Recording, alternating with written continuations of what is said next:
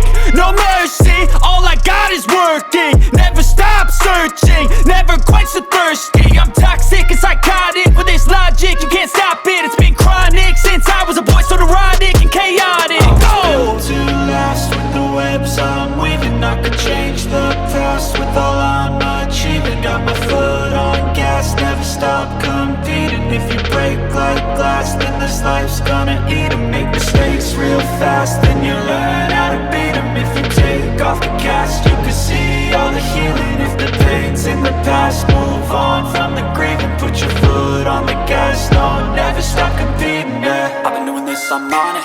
I just wanna be iconic. Un peu trop vite.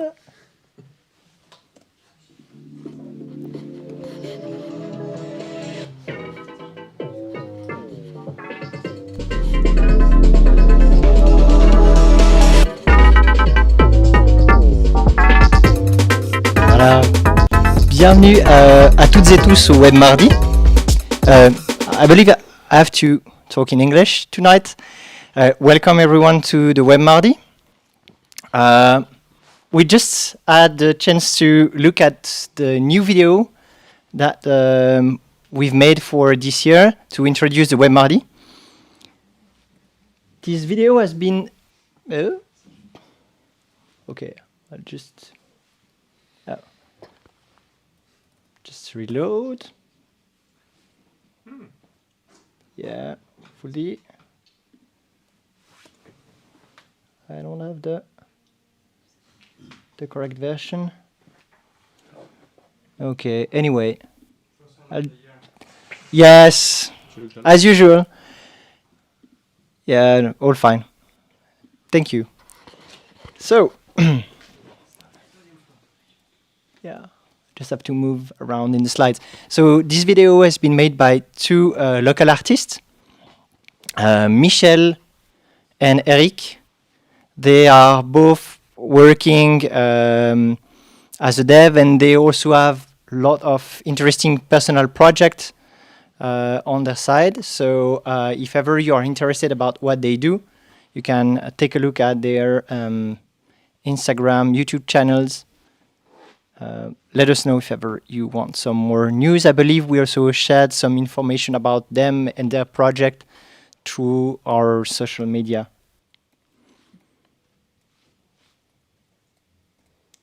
So, for tonight, I will just talk about the Webmardi at the beginning, just to that we are all aligned what the Webmardi is. Then Gavrilo will give us the talk. We'll have a quiz where you can win gifts. So pay attention to what Gavrilo says during his talk.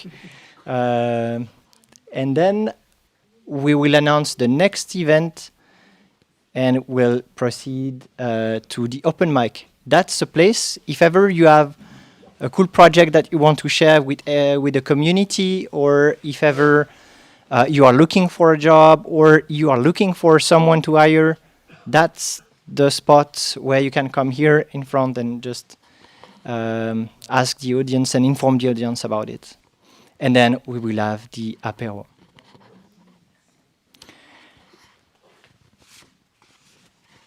The Webmardi is a non-profitable association.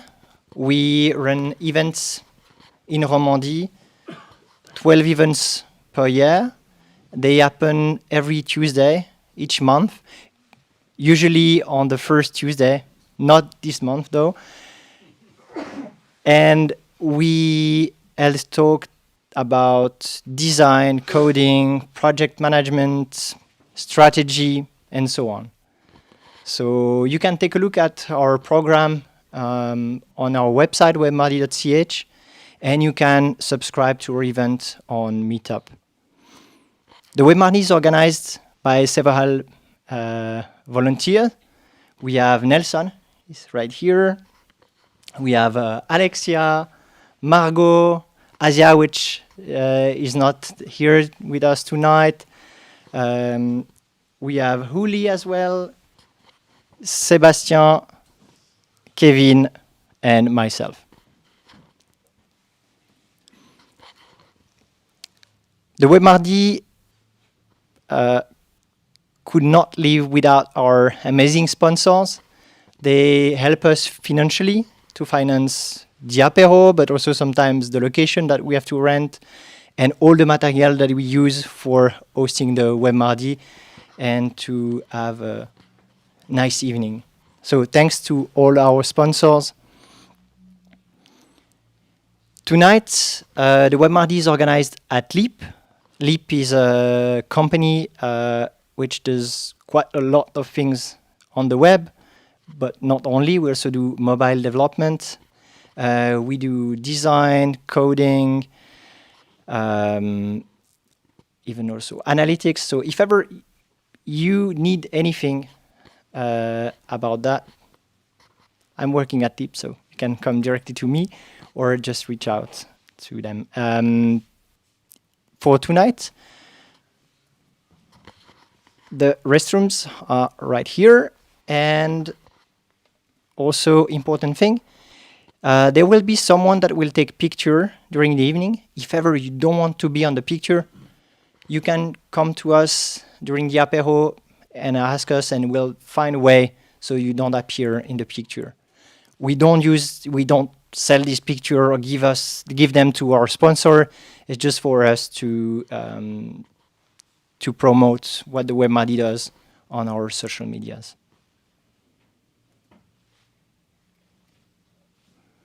Voilà. That's enough for the Webmardi. I give the stage to Gavrilo. Thank you.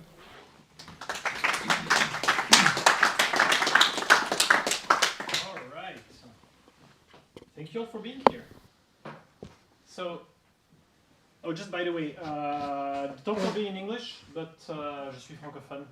So if you have a question and you want to ask it to me in French afterwards, you can do that and I'll translate. But in the meantime, I'm going to talk about the vision and why it's important to be efficient. Just to start off, I have a joke. It's a joke that I heard in the Bay Area, which goes, how many people work at Google? Does anyone know it or want to guess an answer? 25,000. I guess about 50%. Right! About half of them, exactly. Now, I don't want to point fingers at Google. I think there is a lot of stuff going on under the surface there. But I think we've all had the experience of working with or working for or purchasing from a company that seems massively inefficient. Like they have so many resources and it's like, what are all of these people doing? Like there is still this bug for the last 3 years. What's happening there? And it's interesting to wonder what really happens. Even if we assume that half of the resources of the company are wasted, what would we see if we went to look at every individual employee? Like, would we see them idle? Would we see them, playing hacky sack on the roof? Intuitively, no, the answer is not. If we go to look at any individual person, we will see them working. We may see them working really hard. The problem is that they will all be working in everyone their own direction. They will not be, so to speak, pulling on the same rope. And as a result, the output of the company is, less than impressive. Now, this is something that companies notice. Companies see lacks of efficiency and they try to fix them. The problem is that they go about fixing them by implementing productivity tools. Like someone will have read Measure What Matters and they will implement OKRs or Shape Up, or will have seen some insight in the lean startup, or they're going to tighten their scrum processes. And there are 1,000 companies that are there to sell you products to do that. And I don't have anything against any of those frameworks, any of those tools. They're all fine. But those are productivity tools. And productivity tools are not going to help you if your problem is that you don't know where you're going. Or as Yogi Berra said, you have to watch out if you don't know where you're going because you might not get there. What you need is a guiding light. What you need is something to indicate where you're going so that everyone can go in the same direction, and that is the vision. And just the other day, I realized that this is actually a terrible image for it, because even with my limited understanding of sailing, I know that you don't want to sail straight into a lighthouse. Anyway, bear with me. All right, so this is what I'm going to be talking about. What is a vision? What are the benefits of a good vision? What are the properties of a good vision? And the challenges with adopting good visions, which mean that lots of companies don't have them. Why you should listen to me? My name is Gavrilo. Yes, that's a real name. No, it's not Italian. I'm an entrepreneur. I've created 2 companies of my own. I've been product manager and leader at 4 different places, and I've been product coach and consultant at many different ones. I've been drawing on these various experiences for my work and for a book that I'm writing called Driven by Vision, coming out soon. Don't ask me when. Right, so first point, what is a vision? So, put very simply, the vision is what your company and the world around itself will look like when you succeed. Easy enough. So I took a couple of visions that I find are decent. And we can do an exercise. We can try to figure out what company they're from. So the first one, to accelerate the world's transition to sustainable energy. Who wants to guess? Total? No, it's not Total. Anyone else? Tesla. Exactly, that's Tesla. All right. To create a world where everyone has access to free and open source software. Almost older than GitHub. Think older. I think of the person who made Git. Linux. Linux, yes. All right, an easier one. To build unique sports cars that represent the finest in Italian design and craftsmanship, both on the road and on the track. Fiat, exactly. That's Ferrari. To provide a platform for artists to connect with their fans and for fans to discover and enjoy music. Spotify. And to provide access to the world's information in one click. Google. Exactly. All right. Now, I'm saying that these are adequate. They indicate what the companies stand for. You may not like them. This may not resonate with you, but they know where they're going. Now, why I think vision is fundamental is because it's one of the base layers of what I choose to call the pyramid of purpose, which kind of gives justification and anchoring to everything that you're doing. The only thing more fundamental than the vision is the values. But the values are very individual, they're personal. They're how you are, how you want to be seen in the world, what you want to bring to the world. For instance, the example I take always is Ingmar Kamprad, the founder of IKEA. He was famous for driving an old Volvo and living a very modest life. This is not a quirk of his personality. These are the values of IKEA incarnate. He couldn't have been showing up in a Lamborghini and then telling his employees to please save on the paper clips, you know? Your values are going to be reflected in the companies that you build. And then the vision is, how the world and your company is going to look like when you succeed. Then on top of the vision, you can build additional layers. I'm not going to go in details about them now, but you have the mission, the goals, the strategy, the business objectives, the features. Regardless, what is important is that when you're working on something day to day, you can always justify what you're doing by going back to the vision. Why am I building this feature? Well, it's because it supports this business objective. Why is this business objective important? Because it fits in our strategy, and so on and so forth until you reach the vision. Where are we going? And on the other side, if you don't have a vision, it becomes very, very hard to justify anything that you're doing. Now, We can talk about the benefits of a good vision, and I've hinted at them here. There are three main ones. It's the efficiency, the motivation, and the positioning. So, efficiency, it's the first one. It's the big one. What we all have to do every day in our jobs, it's to make decisions, choose paths. Are we going to go A or B? Are we going to do A or B? Are we going to go left or right? The problem is that often people try to compare ideas in a vacuum. And I've been in 1,000 debates around features where someone will say, well, next we should translate the site to Spanish. And someone will say, no. What we actually need to do is let users book a live chat with a professional, right? So when you're faced with a choice like this, the answer, of course, is, I don't know. Like, why would we do one? Why would we do the other? If you have a vision, those decisions are much easier to make.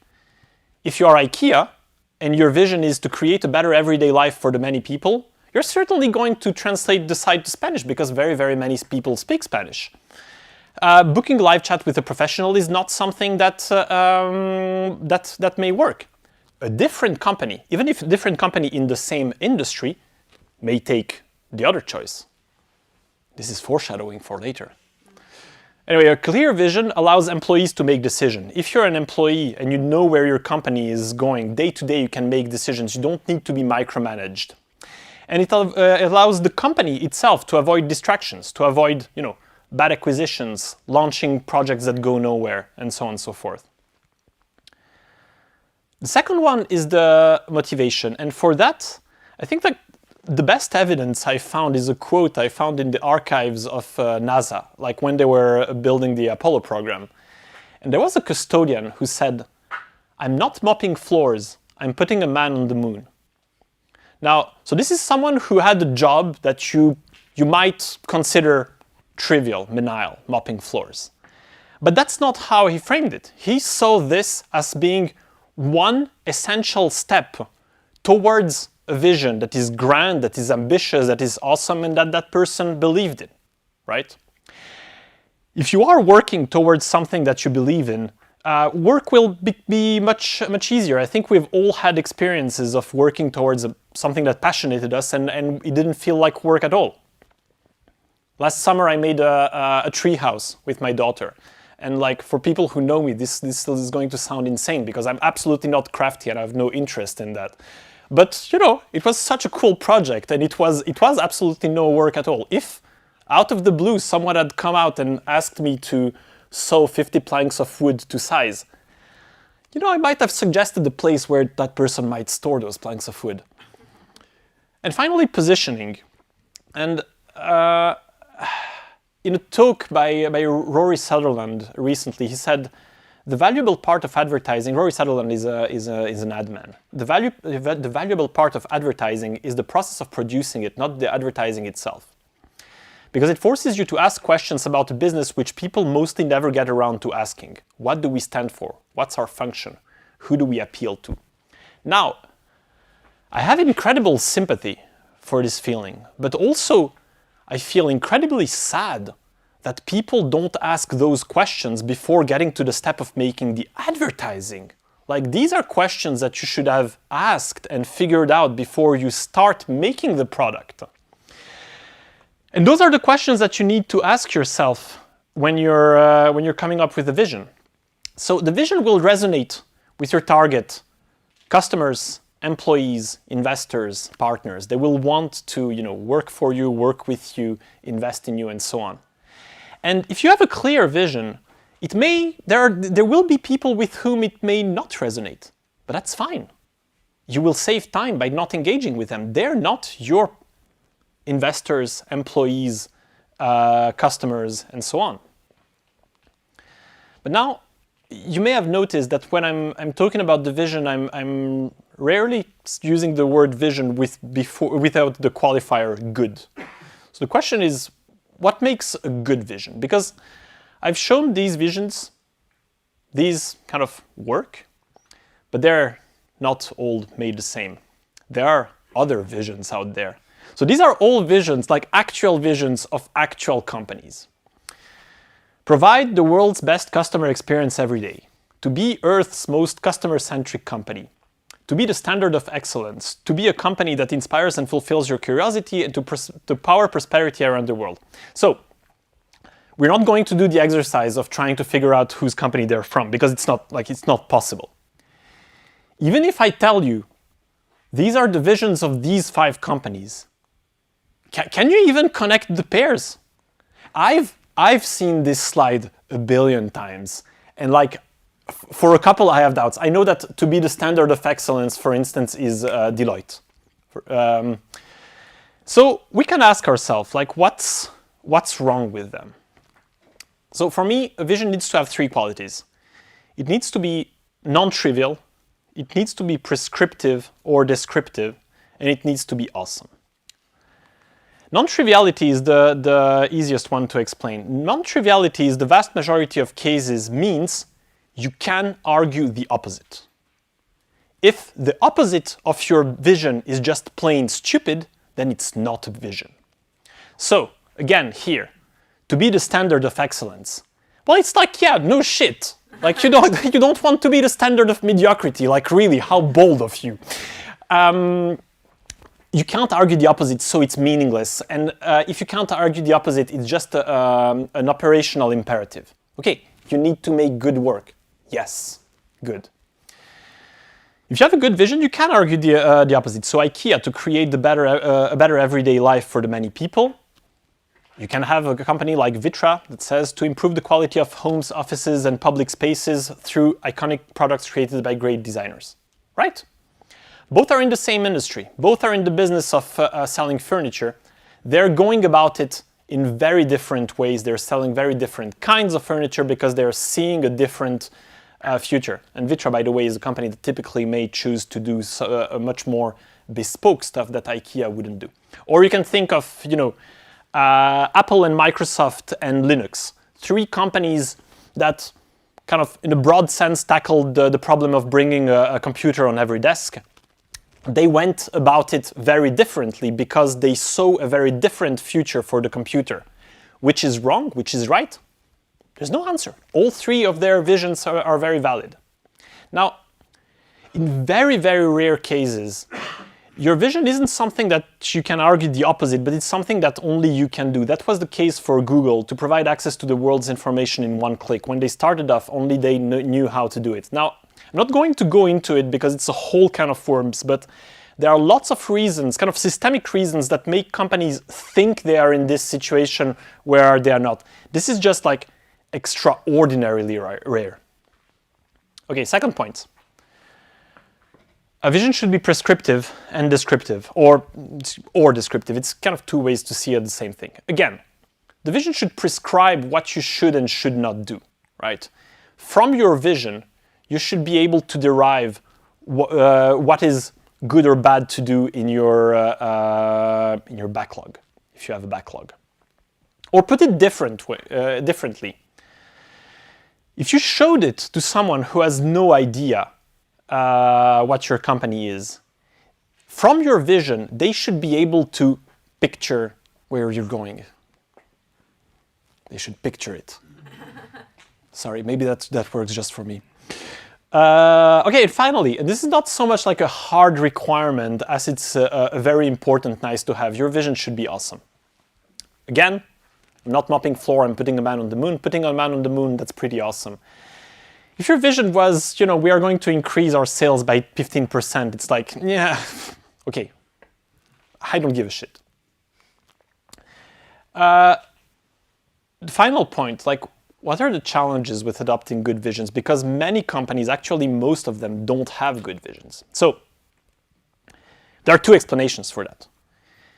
Either everything I've said until this point is complete bullshit, and I'll let you be judge about that. Regardless of that, I know that there are challenges. There's 3 small challenges, and there is a huge one. The huge one is that stating what you will do through the vision also means stating what you're not going to do. And so this is a conversation that I've had 100 times with companies where we're about to agree on a great vision, it's crisp, it's to the point, it fits the business. But then someone will come up and say, well, this vision is great, right? I'm not saying anything against, but we also want to do that, right? We are doing that. We're not going to stop. And okay, we have understood our vision, we have understood our user base, but my nephew is using our app. My nephew isn't part of these users. But we are going to keep serving my nephew, right? And so, by kind of consensus, the vision gets watered down until it becomes meaningless to be the standard of excellence. The reasoning seems to be like, well, it's surely better to do many things rather than restrict ourselves and do only a few. And I think there are many intuitive ways to understand how this is wrong. One of my favorite ones is this shop. I don't know if it's real, but it's so beautiful. Mabel Peabody's Beauty Parlor and Chainsaw Repair and Nightclub, right? So, okay, naively you might think, well, yeah, but the market for beauty parlors and chainsaw repair and nightclubs, like it's so much larger than the market for beauty parlors itself. But like intuitively, we know that it makes no sense to bring those services together. Or if you go to a restaurant and you see that they're serving burgers and pizza and sushi and fondue, this is probably not where you're going to have the best meal of your life. But somehow, for companies and for their own companies, people seem to think, well, we should be doing this and that and also a bit of that, metaphorically, burgers and sushi and pizza. There are, however, lots of examples of companies that deliberately decided to limit their market and who reached great success with that. So, show of hands. Who remembers Justin TV? Okay, 1, 2, 3, 4. Okay. So, for the other ones, Justin TV used to be a streaming site until 2014. So it was a site where anyone, for any reason at all, could go there and stream whatever they wanted. Their life, their whatever. 2014, they did a hard pivot. They went from being a general streaming site to a streaming site for video gaming only. And this was seen by many people, including many very smart people, as completely insane. Why would you do that? The people who want to stream video gaming can already do it. Why would you bar the other ones? It makes absolutely no sense. Completely stupid. Who knows Twitch? Show of hands. Right, a couple more hands. Twitch was the new name that Justin TV took after their pivot, and they got acquired for $1 billion by Amazon shortly after that. Sam Altman had said in a previous life of his, it's much easier to expand from something that a small number of people love than from something that a lot of people like. Justin TV used to be something that kind of was okay for lots of people. Twitch was something that gamers loved, and Twitch exploded. Or there are other examples, like, Friendster was something that was older still, something that a lot of people kind of liked. Facebook was something that students of Harvard really loved, and so on and so forth. It's much easier to expand when people love your product. The three smaller reasons are bias for execution, success, and finally, your vision is definitely wrong and it may not even be possible. And we're going to conclude with that. Bias for execution. So, coming up with a vision, coming up with a good vision, it's not easy. The vision is short, but it's a lot of work to kind of distill the essence of your company in a sentence or two. It's going to take probably at least a couple of days or a couple of weeks, and it's a couple of weeks from the top people of your company, and it's a couple of weeks during which you're not going to be speaking with customers, pitching to investors, you're not going to be fixing bugs or doing anything that feels quote-unquote productive in your company. And many people resist that. It's like, no, I have all of these day-to-day things to do. I can't stop to work about this kind of nebulous vision thing. The thing is, if you don't have a good vision, your company will lose efficiency throughout because everyone will be kind of aimless. People won't know where you're going, and so you're going to be wasting a lot of time. So stopping and kind of wasting this time to come up with a good vision is actually valuable, and it's going to pay for itself. The second point that I've seen many times is success. And Giancarlo Bisone, that's a really awesome name, by the way, Giancarlo Bisone. He was working for Compaq. He said, success is the worst deodorant. It hides a lot of things. I guess he should have said the best deodorant because like it's something that we want from a deodorant. But anyway, people who reach early success, either organically or based on a vision that was good, but it is no longer kind of relevant, often get complacent. They're seeing that their business is working, so why should they stop and question where they're going? Obviously, what they're doing is working. And there are many, many companies that were kind of deluded by success. One of the saddest examples is Kodak. Kodak had a fantastic vision. In the early 20th century, their vision was to make photography as convenient as a pencil. And how awesome was that? Photography was like, dangerous chemicals, large machines, anyway. They did that, but then they kind of stalled, and now they sell selfie sticks. This is so sad. My final point, your vision is wrong. It may not be possible. So why am I saying that? Well, your vision is a bet on the future, right? You're projecting yourself 5-10 years in the future, and you're saying, well, this is how the world is going to look like. This is how my company will serve that world. Well, technologies may change, politics may change, user preferences may change, or you might just ship your product and realize that nobody cares for it. Like that can happen. So it's so common to realize that your vision is wrong that we have a word for it. It's the pivot, right? It's like firmly in our vocabulary. So people are like, why should we constrain ourselves on a vision, regardless what it is, if we are going to change it and if we are going to pivot? But I'm here to say that even if you are going to pivot, it's valuable working on a vision. Does anyone recognize this handsome young man? No? Nobody? Well, he's not as mediatic as some other ones. His name is Stuart Butterfield. Stuart Butterfield is a guy who really wanted to make a video game. So he started building Game Neverending. Game Neverending was a kind of an online MMORPG. Has anyone played Game Neverending? No. It's a trick question. It never launched because it sucked. Nobody cared for it. Like they were in kind of, I think, private beta, but people didn't get it and didn't like it, never took off. But there was one feature that people actually liked. People could share pictures within the game, and this people used. And so the founders, Stuart and his then partner, Katerina Fake, they said, well, maybe we can spin that off, right? That's Flickr. So they sold Flickr for $20-odd million to Yahoo. Then Yahoo ran it into the ground, but that's what Yahoo does. So now Stuart is a millionaire. He's bankable in the Silicon Bay, in the Bay Area. Silicon Bay, in the Bay Area.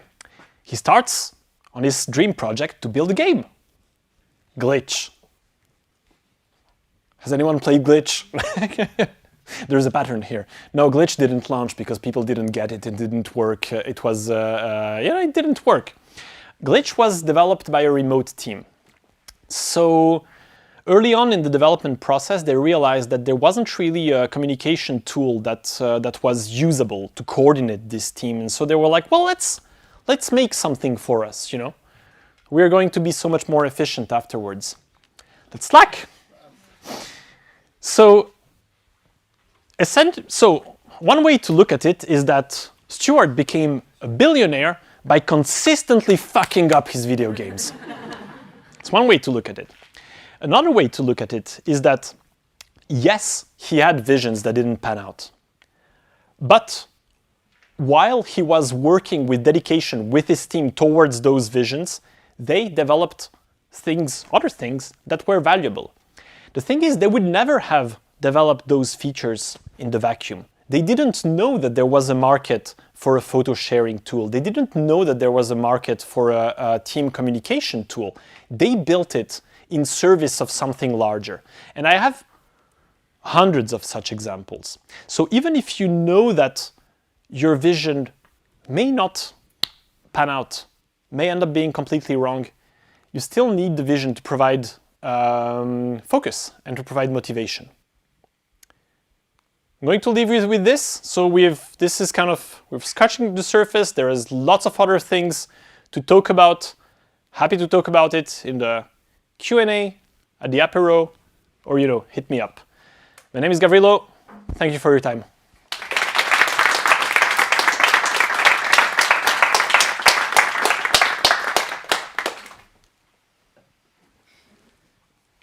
Time for questions. Does anyone have questions? Thank you. Thank you very much for the presentation. How do you know that you need to pivot? When does it happen? That's the billion-dollar question. Yeah. I mean, it's one of two things. Either you're seeing that what you're doing right now doesn't work, or you've discovered something that is much more, profitable, that has much more promise. But of course, there is a huge gray area because any company in the best of times is a struggle to take off the ground. So deciding when it is a struggle because any company is a struggle and when you need to pivot is, I don't know that there is a strict indicator. I think one of the key things to look at is consistent growth. Do you have consistent growth or not? If your product isn't growing consistently, it's probably not something that people want. If it is growing consistently, well, growth compounds. That's good. Thank you for the answer. I have a follow-up question. Did Twitch pivot at some point? Because to my knowledge today, the most viewed directory on Twitch is the lifestyle directory. Yeah, so it's not the video yeah. game. So I didn't get to that. So they went from Justin TV, which was everything, to Twitch, which was strictly gaming, and then Twitch then branched out to being almost everything. And that's Sam Altman's quote. They were able to grow to that and to have a passionate audience in all of those markets by growing from a small dedicated audience of gamers. Okay. Yeah. Thank you. So it wasn't so much as a pivot, as a massive expansion. Yes. Thank you. Can you pass the mic to your mic, please? Thank you. Yeah, my question is it possible to set the vision too early when you're starting out and you haven't necessarily found product market fit? You don't know for sure what it is. Basically, that's it. Yeah. Well, yeah, certainly you don't know what it is, but you know what you are doing, because even before reaching product market fit, there is a lot of work to be done, and you need to have an idea where you're going. And it's perhaps my favorite pivot story, but it's a company that was less famous, but it goes to answer your question. They wanted to make a hiking app, like an app through which you could book hiking trips. And so, they launched the first version of the app. They built that, they launched the first version. And they had a problem that people got booked apps and then found unexpected amounts of snow on the trails, and they couldn't go through with the hikes, and they were frustrated. And so they were like, okay, we need to solve that. There's going to be a differentiation in the hiking market. We are going to implement monitoring of the snow level. They searched for a service they could implement. They didn't find any. They were like, okay, we're going to do a project with ESA to get satellite data and to kind of track snow coverage in real time. They did that purely to get a differentiation in the hiking market. And then they started getting contacted by operators of hydropowers who were missing their forecasts by tens of millions of dollars because they didn't know how much water they would have in the next season. And now they're doing only that. So yeah, very, very early on, they had this vision of a hiking app. They needed to have it to get going. And then pretty quickly they were like, oh, hydropower, much more money in that.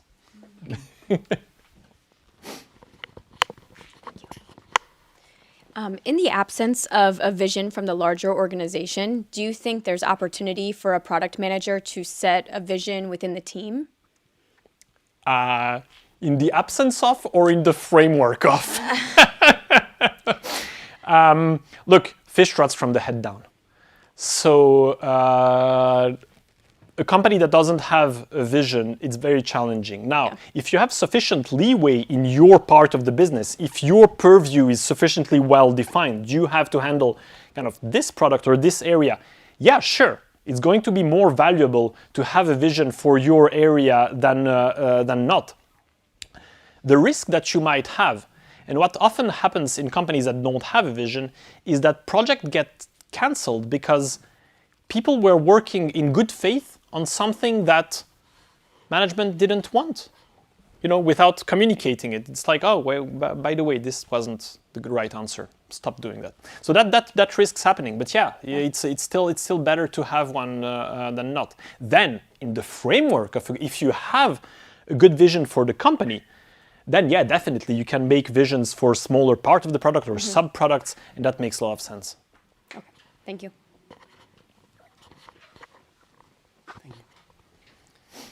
Any other question? Thank you for the presentation. One question: how do you make people, management level, aware of the need of a vision or aware of a lack of a vision at the company level? If you find out, tell me. No. Again, fish rots from the head down. So if the top management doesn't have a vision, doesn't think they need one, and resists one, there's not much you can do. What you can do is show what a lack of vision, show the consequences of a lack of vision. Well, we started this project and this was good, but then we were told that this wasn't what we needed to do. So let's put a framework that's going to tell us what we should be doing so we don't have this problem again. Again, with the risk that I think, in my experience, the biggest wall then to actually coming to a vision is that it will force the company to say what it stands for, and also to say what it does not stand for. And there is huge FOMO when you have to do that, unfortunately. So yeah, I would say, yeah, show the consequences of a lack of vision. Any last question before we continue? Nope. Sure. I'll be here around afterwards. I think we can say thank you again, Gavrilo, for your talk.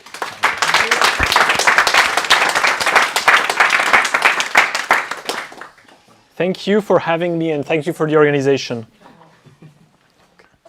So, we will continue by ending this talk and playing the Kahoot after that. I have a few slides before, but it will be quick.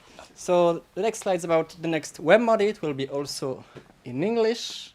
It will not be at Liip. It's an error from mine. It will be at Job Track in Lausanne. It's near Avenue de France. It will be about, oh, the title is also false, my goodness. It will be about translation with AI.